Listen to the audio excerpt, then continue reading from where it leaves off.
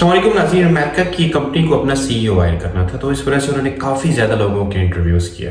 काफ़ी ज़्यादा लोग उनके सिस्टम से गुजरे, लेकिन आखिरकार उन्हें एक बंदा पसंद आया जिसको उन्होंने कंपनी की तमाम तर जिम्मेदारियाँ सौंप दी।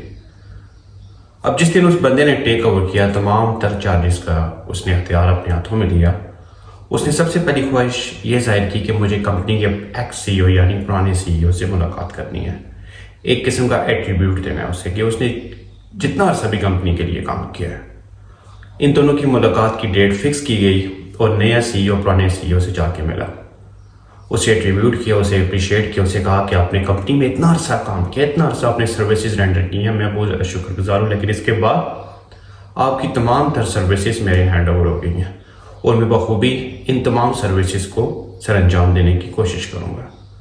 पुराने सीईओ ने जब नए सीईओ की ये तमाम कन्वर्सेशन सुनी तो उसने कहा कि इसी तरीके से मुझसे पहले जो सीईओ था उसको मैंने ये बातें कही थी। तो उसने मेरे हाथ में 3 किस्म के खत दिए थे, यानी 3 लिफाफे दिए थे और हर लिफाफे के ऊपर एक मुख्तलिफ चीज़ लिखी हुई थी। उसने मुझे कहा कि आप जितना अर्सा भी इस कंपनी को काम करेंगे, पहले दिन आपने एक लिफाफा ओपन करना है, जब तक आप उससे काम अपना चला सकते हैं चलाएं, उसके बाद आपने दूसरा लिफाफा ओपन करना है, फिर जाके आपने तीसरा ओपन करना है, तो आपका टाइम कंपनी में अच्छा गुजर जाएगा। उस बंदे ने क्या किया, वो लिफाफे उसी तरीके से नए सीईओ के हवाले कर दिए और उसे कहा कि जिस दिन आप अपने ऑफिस में बैठेंगे, पहला लिफाफा खोलना और उसमें पढ़ना, जो लिखा हुआ है उन हिदायत पे अमल करके आपने कंपनी को रन करने की कोशिश करनी है। नए सीईओ ने उसी तरह से उन इंस्ट्रक्शंस पे अमल किया और अब जिस दिन अपने ऑफिस में बैठा उसने पहला लिफाफा ओपन किया, उसके ऊपर लिखा हुआ था कि तमाम तर गलतियाँ, तमाम तर नुकसानात और तमाम तर खराबियाँ जो इस कंपनी में आपने पुराने सीईओ यानी एक्स सीईओ पे डाल देनी है। उस बंदे ने बिल्कुल उसी तरह किया। जो भी कंपनी में कोई खराबी हो, कुछ मसला आए, ऑपरेशंस में प्रॉब्लम आए या इस तरह से कोई मसला हो, उसने कहा जी वो पुराना सीईओ था, ये सारी उसकी गलतियाँ हैं, इस वजह से कंपनी प्रॉपर तरीके से रन नहीं कर रही है, हमें ये मसाइल पड़ रहे हैं। पुराना सीईओ था वो ना आयल था, उसकी टीम ना आयल थी, उसको इतना एक्सपीरियंस नहीं था, उसने इस तरह से किया। उस बंदे ने 6 महीने इसी तरह से गुजारे, इसको लटका लटका के, इसको खींच के पुराने सीईओ पे वो इल्ज़ामात लगाता रहा कि इसका वो जिम्मेदार है, इसका वो जिम्मेदार है। एम्प्लॉइज़ ने भी उसे कहा कि जनाब कितना अर्सा हम उसका मातम मनाते रहेंगे, आखिरकार आप अपनी परफॉर्मेंस दिखाएं इस कंपनी में ताकि एक चेंज आए, एक कंपनी बेटर तरीके से रन हो। अब वो बंदा थक गया, उसने कहा जी अब पहला जो लिफाफा है इसके ऊपर जो लिखा हुआ है वो ज़्यादा अर्सा नहीं चल सकता, लिहाजा नया लिफाफा ओपन किया जाए। जब उसने दूसरा लिफाफा खोला, उस पर लिखा हुआ था कि अभी आपने तमाम तर इल्ज़ामात अपने एम्प्लॉइज़ पे लगाने हैं, यानी आपकी जो टीम है, जो आपके साथ ग्रुप ऑफ पीपल है जो काम कर रहा है आपकी कंपनी में, वो ठीक नहीं है। उस बंदे ने ब्लेम्स लगाने शुरू कर दिए अपने एम्प्लॉइज़ पे। उन्हें ये कहना शुरू कर दिया जी ये हमारी टीम ठीक नहीं है, इस वजह से हम जो आउटपुट डिज़ायर कर रहे हैं वो हम हासिल नहीं कर सकते।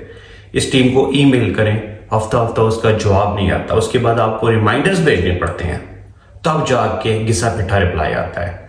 इन एम्प्लॉइज़ का सेल्स का डिपार्टमेंट जो है वो ठीक नहीं है, सेल्स मैनेजर जो है वो कोई चीज़ सेल करने जाते हैं वो इतना सक्सेसफुल नहीं हो सकता, वो इतना आउटपुट नहीं ला सकता जो कंपनी के लिए करामद हो। इसी तरह से और ऑपरेशन जो है, फाइनेंशियल ऑपरेशंस हो गए, मैनेजरियल ऑपरेशंस हो गए, जितनी भी तमाम सर्विसेज हैं उनमें बंदे ठीक नहीं हैं। अब जो कंपनी की टॉप मैनेजमेंट थी उन्होंने सोचा जी ये हमारी गलती है जिस वजह से हमने अपने एम्प्लॉइज़ को हायर ठीक तरीके से नहीं किया, लिहाजा हमें ये अपनी गलती एडमिट करनी चाहिए। इस वजह से हमें जो भर्तियां हैं, नए मुलाजमीन की जो रिक्रूटमेंट है वो बेहतर तरीके से करनी चाहिए और इस बंदे के थ्रू करनी चाहिए। साथ साथ उसने ये भी कहना शुरू कर दिया जी इनका रिलेशन जो है वो जो बाहर की कंपनीज है उनके साथ ठीक नहीं है,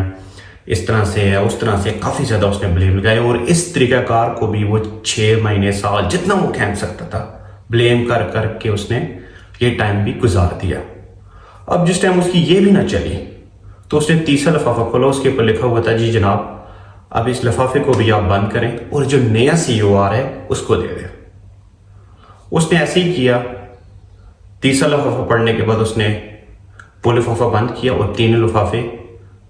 نئے سی او کو ہینڈ اوور کر دیا اور اس نے اللہ حافظ کہہ دیا کمپنی کو۔ اب یہ تمام صورتحال دیکھنے کے بعد اس کو میں پاکستان کی سیاست کے ساتھ، پاکستان کی جو ٹاپ بیوروکریسی ہے اس کے ساتھ میں منسلک کرنا چاہوں گا۔ آپ دیکھیے کہ ہمارے پاکستان میں جو بھی نئی گورنمنٹ آتی ہے، چاہے پی ٹی آئی کی ہو، پیپلز پارٹی کی ہو، نون لیگ ہو، جو بھی ہو، اس نے ہمیشہ پچھلے والی گورنمنٹ کو بلیم کیا ہے۔ سب سے پہلے انہوں نے اس چیز پہ بلیم کرنا شروع کیا ہے، پرانی گورنمنٹ جو تھی وہ نااہل تھی، اس کی پالیسیز ٹھیک نہیں تھی، اس کا ایکسپیرینس ٹھیک نہیں تھا، ملک میں مہنگائی ہو رہی ہے، ان کی پالیسیز کی وجہ سے مہنگائی ہو رہی ہے، اور اس طریقے سے وہ سارا سال 6 مہینے اس طریقے سے جتنا ٹائم بھی وہ لگا سکتے اس طریقے سے وہ گزار دیں گے۔ اب آپ دیکھیے کہ پاکستان کا وزیر خزانہ مفتاح اسماعیل جو بھی وہ اسپیچ کرتا ہے، جس نیوز کانفرنس میں آتا ہے، جو اس کا بیان آتا ہے، اس میں ہمیشہ وہ پچھلی گورنمنٹ یعنی عمران خان کی گورنمنٹ کو تنقید کرتا ہے، اور وہ کہتا ہے کہ مہنگائی ہو رہی ہے ملک میں، اس کا سارا ذمہ دار جو ہے وہ عمران خان ہے، اس کی وجہ سے اب مہنگائی ہو رہی ہے۔ اور اس چیز کو وہ جتنا عرصہ کھینچیں گے وہ اس چیز کو آگے لے کے جاتے جائیں گے کہ وہ اپنا ٹینیور مکمل کر سکے، اور یہ بلیم کرنا، الزام تراشی یہ چلتی رہے گی۔ جب اس طریقے سے بھی ان کی دال نہیں گلے گی، وہ کہہ دیں گے جی ٹیم ہی ٹھیک نہیں تھی، پچھلی گورنمنٹ کی ٹیم ٹھیک نہیں تھی، ان کے ریلیشن جو ہے آئی ایم ایف کے ساتھ ٹھیک نہیں ہے، ان کے ریلیشن ترکی کے ساتھ ٹھیک نہیں ہے، ان کے ریلیشن سعودی عرب کے ساتھ ٹھیک نہیں ہے، یہ ہے وہ، اس وجہ سے ہمیں مسائل کا بہت زیادہ سامنا کرنا پڑ رہا ہے، ہمارے تعلقات ٹھیک نہیں ہیں، اپنے برادر اسلامک کنٹریز کے ساتھ تعلقات ٹھیک نہیں ہیں، امریکہ کے ساتھ ٹھیک نہیں ہے، یورپ کے ساتھ ٹھیک نہیں ہے، ہماری مدد کوئی نہیں کر رہا، یہ ہے وہ، اس طرح کی وہ سٹوری سناتے جائیں گے، اور ساتھ ساتھ اداروں پہ بھی وہ بلیم کرنا شروع کر دیں گے کہ ٹیم ٹھیک نہیں ہے، ادارے ٹھیک نہیں ہے، ڈاک پہ کیسز چل رہے ہیں کورٹس پہ، یہ ہے وہ ہے، اس طرح سے ہے، نیب تنگ کر رہا ہے، جو فارن کمپنی ہے وہ پاکستان انویسٹ کرنا چاہے تو اس کے راستے میں عدالتوں کی ریکوائرمنٹس ہے، عدالتیں روک دیتی ہیں، اس طرح سے اس طرح سے، اور اس کو بھی وہ جتنا عرصہ وہ کھینچ دیں گے، اور ان سے کوئی بھی پوچھنے والا نہیں ہوگا کہ جناب سرکار آپ کی پرفارمنس کیا ہے۔ جس ٹائم ان کی دال اس طریقے سے بھی نہیں گلے گی تو وہ تیسرا لیٹر اٹھائیں گے، اسے آرام سکون سے بند کریں گے اور آنے والی حکومت کو دے دیں گے۔ یہ سارا چکر، یہ سارا کھیل پاکستان کی سیاست میں چل رہا ہے کہ نیا آنے والا پرانی گورنمنٹ کو بلیم کرتا ہے، اسے کہتا ہے جی آپ نے یہ کام ٹھیک نہیں کیا، لہٰذا اس ٹائم پہ پاکستان کو اگر بہتر بنانا ہے، پاکستان کو ترقی کی راہ پہ لانا ہے، تو ہمیں اس الزام تراشی کی گیم کو، یہ جو ہم گیمز کرتے ہیں عوام کے ساتھ کھیلتے ہیں، اس کو بند کرنا پڑے گا اور اپنی پرفارمنس دکھانی پڑے گی۔ اب مفتاح اسماعیل جو وزیر خزانہ ہے، اس نے پہلا لفافہ کھولا ہوا ہے، اور اس پہلے لفافے میں جتنا عرصہ وہ کھینچ سکتا ہے پچھلی گورنمنٹ کو بلیم کرنے میں وہ کھینچے گا، اس کے بعد وہ دوسرا لفافہ کھولے گا، اس کے بعد کہے گا جی ٹیم ٹھیک نہیں تھی، ان کے ریلیشنز ٹھیک نہیں تھے، ان کا وہ ٹھیک نہیں تھا، یہ نہیں تھا، وہ نہیں تھا، اور جب اس طریقے سے بھی اس کی دال نہیں گلے گی، وہ تیسرا لفافہ کھولے گا، کہے گا جی الیکشن آ گئے ہیں، یہ ہے بس نئی گورنمنٹ آ جائے گی۔ پاکستان کی پچھلی 70 دہائیوں کی تاریخ آپ اٹھا کے دیکھیں، اسی طرح سے ہو رہا ہے، ہر نیا آنے والا پرانے کو بلیم کرتا ہے، اس کے آپریشنز، اس کی جتنی بھی سروسز ہیں پاکستان کے لیے، چاہے وہ پازیٹیو ہوں اور انہوں نے پاکستان کو ترقی کی راہ پہ ڈالا ہو، اس کو اپریشیٹ کبھی نہیں کرے گا، اور ہمیشہ یہی کرے گا کہ اس نے پاکستان کو تباہی کے دانے پہ لایا ہے، ہمارے ہاتھ میں ٹوٹا پھوٹا بکھرا پاکستان ہے، لہٰذا خدا رہا عوام کے ساتھ یہ کھیل کھیلنا چھوڑ دو